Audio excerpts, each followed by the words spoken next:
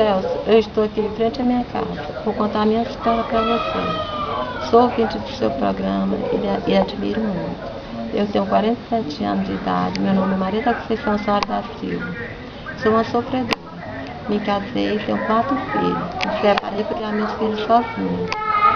Eu sempre trabalhando de doméstica nas casas dos outros. Mas uns 15 anos atrás eu fiz uma cirurgia de meu útero. Passou esse tempo, minha bexiga baixou. Eu tive que fazer outra cirurgia, botar uma tela. Desde daí por diante eu não tive mais saúde. Eu sinto sempre um problema e outro.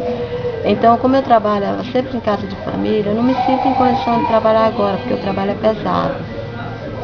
E aí o meu filho mais velho casou, se separou. E daí por diante se envolveu com a bebida. Bebe 24 horas. E eu falo para ele fazer o tratamento, ele diz que não, que ele bebe socialmente. Todo santo dia ele bebe.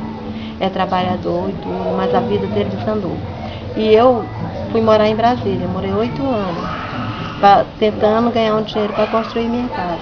Mas, por o destino, meu pai adoeceu com câncer, deu câncer.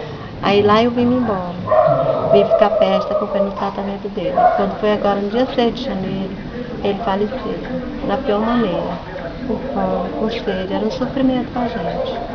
Apesar de todo o sofrimento que eu já enfrentava com a bebida do meu filho, e o desemprego, os meus problemas de doença, ver a tristeza do meu pai ter que se ir, fiquemos só.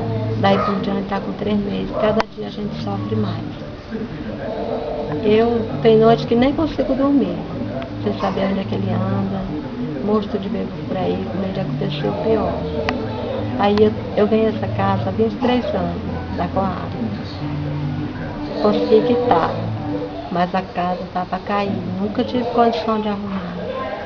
Eu vou entrar agora na sala para lhe mostrar a situação da minha casa, para você ver como é que ela se encontra. À frente aqui você vai ver agora, tudo desfiorado, tudo caindo, as paredes como está, tudo, não posso mexer, não tenho condição. Cubinho, um monte de conta na casa, a madeira está toda podre, beleza.